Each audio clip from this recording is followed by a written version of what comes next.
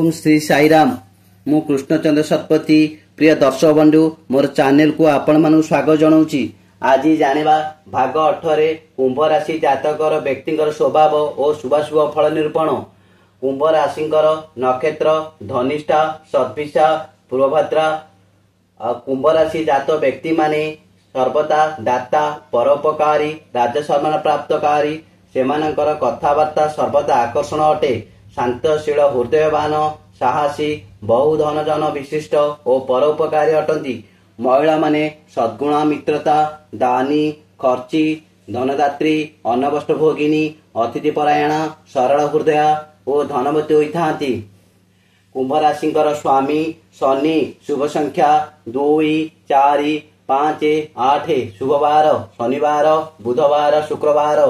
शुभ रंग नील, कला। शुभ धातु लौह, रूपा। शुभ ग्रह शनि, बुध, शुक्र। शुभ दिग पश्चिम। शुभ राशि मिथुन राशि, वृष राशि, कन्या राशि, तुला राशि। आराध्य देवता श्री भगवान शिव और शनिदेव। आराध्य देवी माँ काली। भाग्यांक 22। घात बार गुरुवार। घात संख्या 1, 7। घात मास चैत्र। घात लग्न कन्या। घात चंद्र धनु। घात ग्रह रवि, चंद्र, मंगल। घात तिथि तृतीय, अष्टमी, त्रयोदशी।